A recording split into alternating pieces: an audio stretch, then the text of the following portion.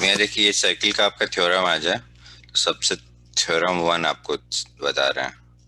Theorem one में क्या है कि मान लीजिए कि सर्किल है और ये आपका सेंटर है यहाँ पे। तो उसके बाद बेसिकली बोलते हैं कि अब इसमें एक कोड ड्रॉ करते हैं। कोड क्या होता है कि कोई भी सर्किल में कोई भी एक दो पॉइंट उठाइए और उसको जोड़ दीजिए। तो अगर आप कोड जो ड्रॉ कीजिएगा तो मान लीजिए कि ये आपका कोड है। इस कोड का नाम है आपका ए बी, ये है सेंटर ओ। और उसके बाद बोला जाता है कि कोई भी line segment joining any two points on the surface of the circle is called chord. AB is a chord and the chord which passes to the center of circle is called the diameter. अगर यही code A B अगर यहाँ से ऐसे होकर गुजरता तो ये आपका डायमीटर भी बन जाता। मतलब कि वो कोड जो सेंटर से होकर गुजरता है जिसको हम लोग डायमीटर बोलते हैं वो सबसे बड़ा कोड होता है सर्किल के अंदर। तो उसके बाद पॉइंट ये है कि अगर आप सेंटर से सेंटर ऑफ द सर्किल से एक कोड पर एक ऐसा लाइन ड्रॉ कीजिएगा जो ए बी को बाइसेक्ट कर दे। मतलब कि अगर को थ्योरम ये है कि ये आपका मान लीजिए एम कि if O M divides A B then होता क्या है कि O M is always perpendicular to A B. ये आपका पहला थ्योरम है। और ये इसका कन्वर्स है। कन्वर्स क्या बोलते हैं कि if O M is perpendicular to A B तो इसका जस्ट अपोजिट है। देन इसका मतलब है कि ए एम बराबर एम बी। दूसरा थ्योरम ये है कि कोई भी कोड है सर्किल के अंदर वो जैसे जैसे इसका साइज बड़ा होते जाएगा वैसे वैसे उसका जो डिस्टेंस है सेंटर से वो बढ़ते जाएगा। तो कहने का ये मतलब है कि मान लीजिए कि एक कोड यहाँ पे है आपका ऐसे और दूसरा कोड आपका मान लीजिए कि यहाँ पे है ऐसे। तो आप क्या कीजिए कि आपको मतलब देख के ही मालूम चल जा रहा है कि और इसका नाम भी दे दीजिए। आप इसका नाम दीजिए ए बी, इसका नाम दीजिए सी डी। और इस पे क्या कीजिए कि इसका डिस्टेंस निकालिए सेंटर से। सिमिलरली इसका डिस्टेंस निकालिए सेंटर से।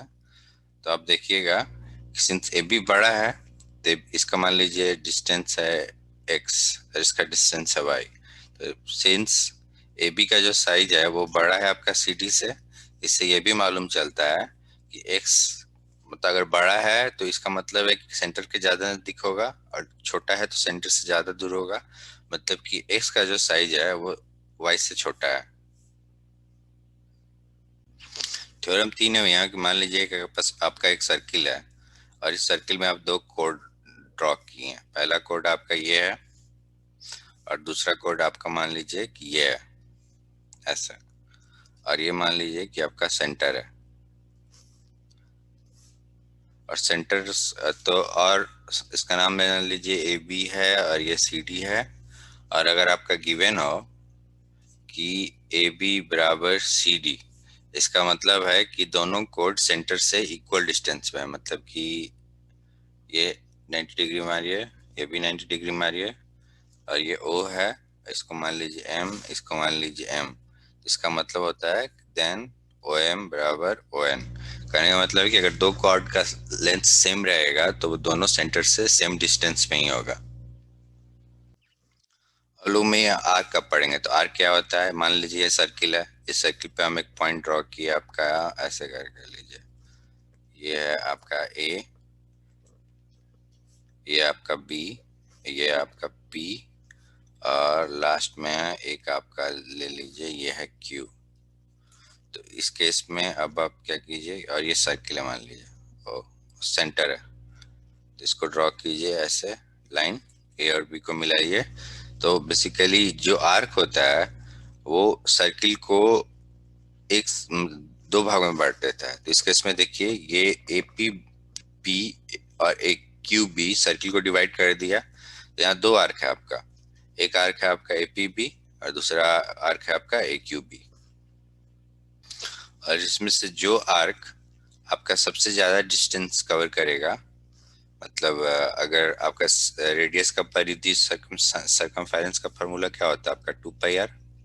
तो उसमें से देखिए ए क्यू बी जो है वो 2 पाई आर का मैक्सिमम हिस्सा लिया हुआ है, मुझको लगता है 70% यही है।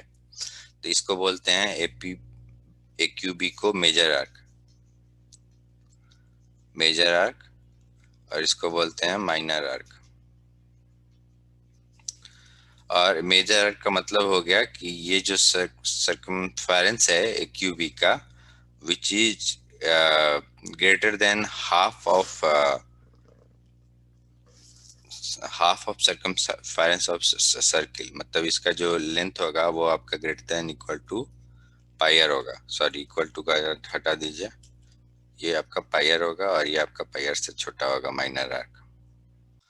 ये आपका बहुत इंपॉर्टेंट थ्योरम है। मान लीजिए एक सर्किल है, सर्किल के अंदर ये आपका सेंटर है, और उसके बाद हम क्या किए कि उसके बाद आपका एक आर्क, मान लीजिए ये आर्क आपका ड्रॉ करने वाले हैं, ये आर्क और ये आर्क ड्रॉ करने वाले हैं। तो ये आर्क ड्रॉ हो गया। अब इस आर्क का सेंटर पे एंगल बनाते हैं। सेंटर पे एंगल बनाइएगा तो आपका ऐसे आ जाएगा ये, और एक ये। अब इसी आर्क को, इस आर्क का नाम मान लीजिए ए बी दे दीजिए। अब इसी आर्क को आप सर्किल का जो सर्कमफेरेंस है उस पर कहीं भी एक पॉइंट लेके एक और ट्रायंगल ड्रॉ कीजिए। तो मान लीजिए कि हम ये वाला पॉइंट लेते हैं, इसको P बोलते हैं। तो इसके बाद इसको भी ड्रॉ कीजिए, ये रहा ऐसे और फिर ये रहा ऐसे। तो इस केस में क्या होता है कि ये जो आर्क सेंटर पे जो एंगल बनाया है, ये इसको मान लीजिए θ1 और इसको मान लीजिए θ2। तो ये जो आर्क ए बी सेंटर पे जो एंगल बनाया है θ1, वो हमेशा सर्कमफेरेंस पे जो एंगल बनाएगा उससे दुगना होता है। सो इन दिस केस क्या होगा कि θ1 बराबर डबल ऑफ θ2। तो आपको दूसरा एग्जांपल देते हैं इसी का। मान लीजिए कि ये आपका एक सर्किल है, ठीक है, और इस सर्किल में आपको ये देखिए, जल्दी जल्दी ड्रॉ करते हैं। ये O है, ऑरिजिन, एक आप मान लीजिए कि आपका कोड ऐसे था, और उसके बाद हम ड्रॉ किए आपका सर्किल पे एंगल बना है। ये नहीं है, आपको क्वेश्चन में ये नहीं दिया रहेगा डॉट डॉट। और फिर क्या किया कि सर्कमफेरेंस पे एक एंगल बना है, ऐसे ऐसे, जो भी हो। अब और इसको मान लीजिए θ1 है और ये θ2 है। तो मान लीजिए θ1 अगर 30 डिग्री होगा तो ये θ2 आपका 15 डिग्री होगा, राइट। सिमिलरली आपको दूसरा एग्जांपल देते हैं। मान लीजिए कि एक सर्किल है, और इस सर्किल में क्या किए हम कि आपका पहले ओरिजिन ड्रॉ किए और उसके बाद ओरिजिन को मिला दिए। ये रहा ओरिजिन आपका। आपको क्वेश्चन में ये नहीं दिया रहेगा, आप खुद से ड्रॉ कर लीजिएगा ऐसे करके। और उसके बाद क्या किए कि देखिए ये आपका आर्क है, ये आर्क आपका सेंटर पे एंगल बनाया है ए बी। अब क्या करते हैं कि यही आर्क आपका सर्कमफेरेंस पे कोई एंगल बनाएगा। तो मान लीजिए कि वो पॉइंट P यहाँ है, तो पॉइंट P को ऐसे जोड़े और ऐसे जोड़े। तो इस केस में देखिए अगेन मैं यहाँ, अगर अगर ये 15 डिग्री है, सॉरी, अगर ये 30 डिग्री है तो ये 15 डिग्री होगा। कहने का मतलब है कि एंगल ए ओ बी जो होगा वो ऑलवेज आपका double of angle A P B के होगा।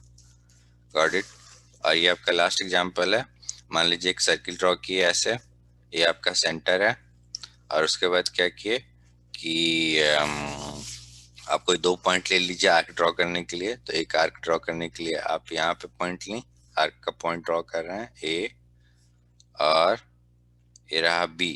और आपको क्वेश्चन में ये हो सकता है कि नहीं दिया हो, ए बी को जोड़ा नहीं हो क्वेश्चन में। तो आप क्या कीजिए कि इस आर्क से सेंटर पे आप एंगल बनाइए।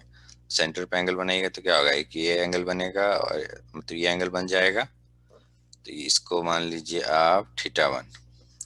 अब इसी आर्क से आप क्या कीजिए कि आप इसी आर्क से आप क्या कीजिए कि आप सर्कमफेरेंस पे मान लीजिए यहाँ एंगल बनाती हैं, यहाँ पे ये आपका पी है, और उसके बाद इसको ऐसे जोड़िएगा,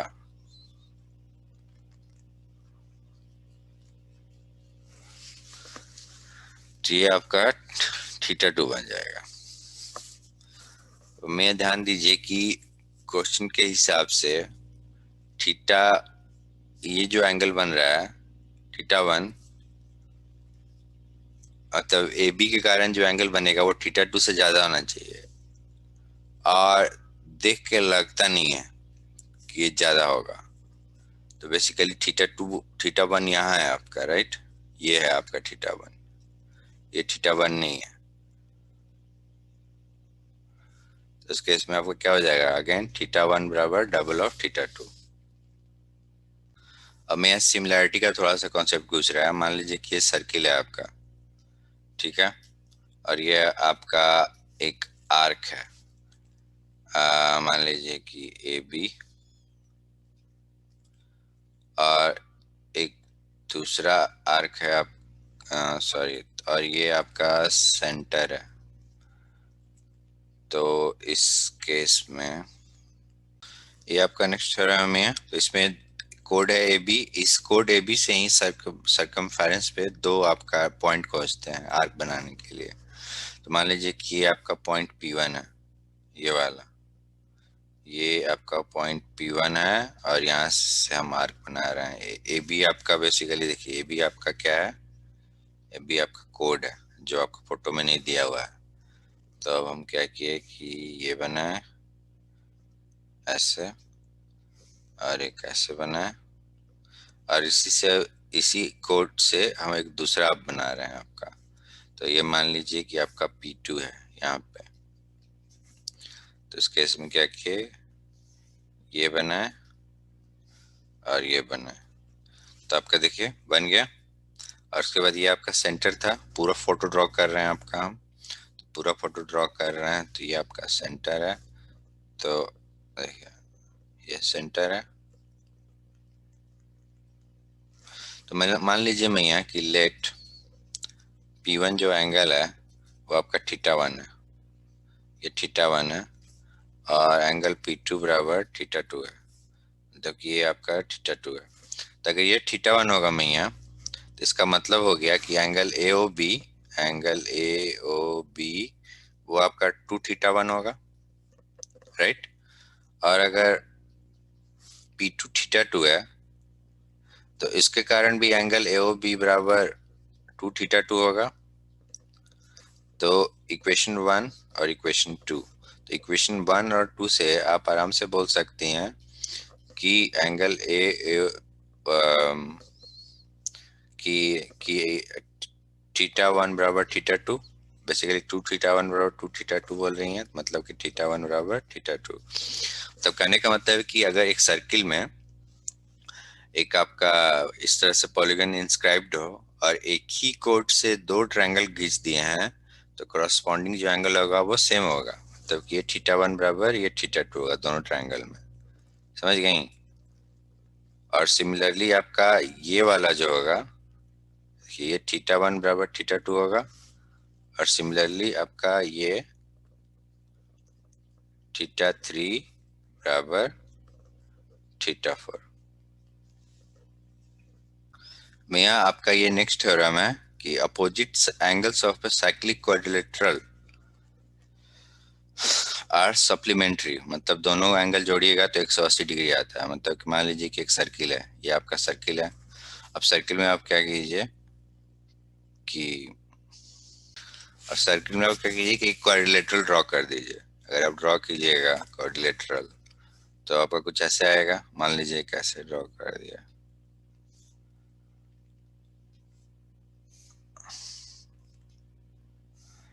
ये आपका क्वाड्रिलेटरल है, और ये आपका मान लीजिए सेंटर है ओ।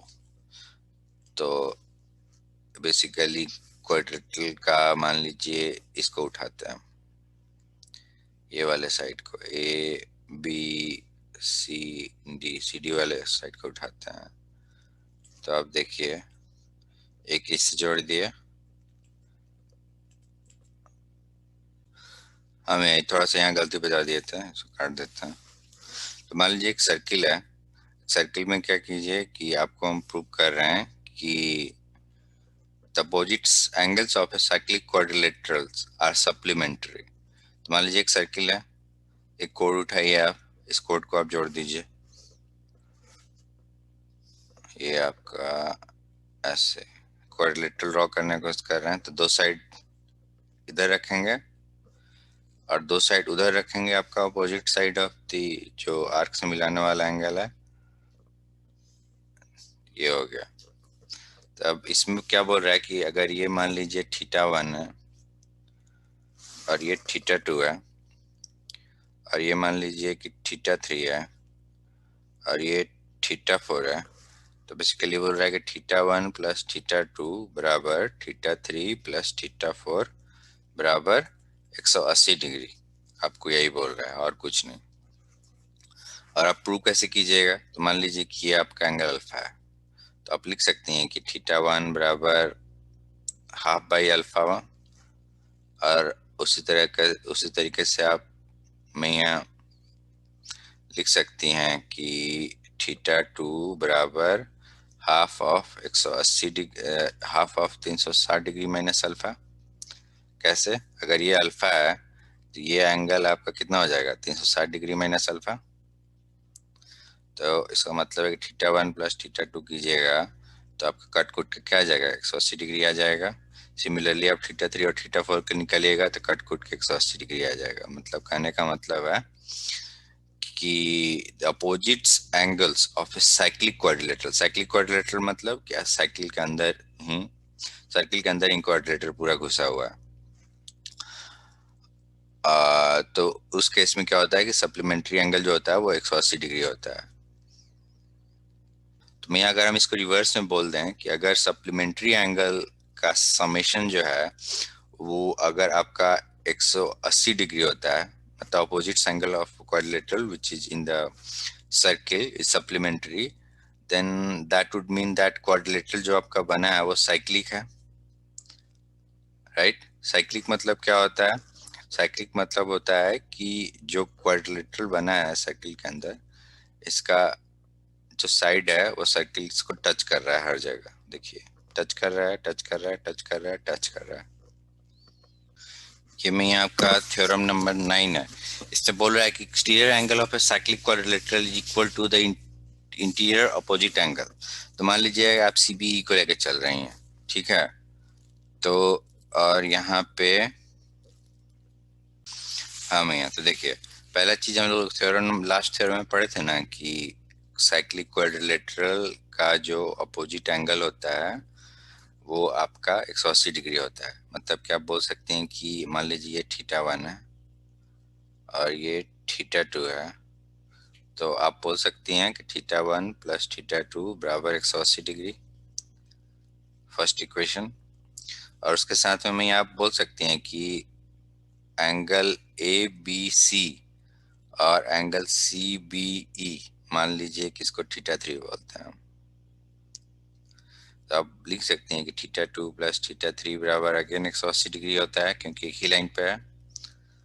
तो अब आप क्या कीजिए कि इक्वेशन 1 और 2 का यूज करते हैं हम लोग, यूज कीजिएगा तो आपको मालूम चल जाएगा, कट कुट के सब आ जाएगा आपको, θ1 बराबर θ2।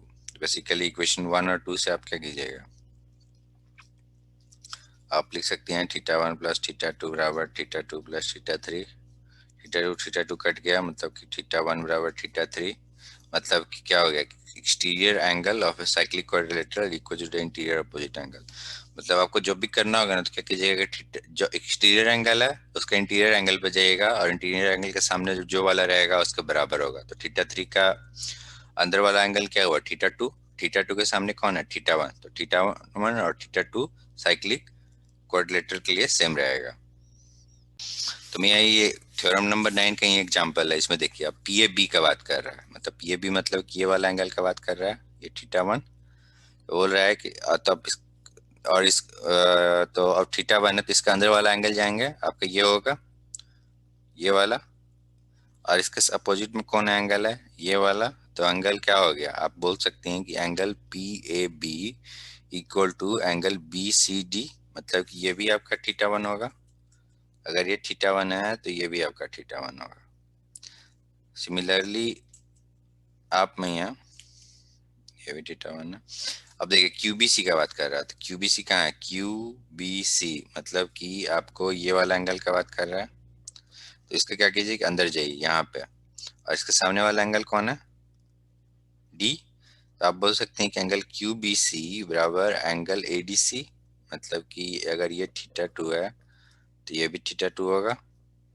उसी तरह से आपका आर सी डी है, देखिए तो R C D, R C D मतलब क्या होगा कि ये वाला एंगल, और इसके बगल वाला कौन है, ये है थीटा वन, और थीटा वन के सामने वाला एंगल कौन है, बी ए डी। देखिए तो मतलब कहने का मतलब है कि अगर ये थीटा थ्री है तो ये भी थीटा थ्री होगा। समझ गए।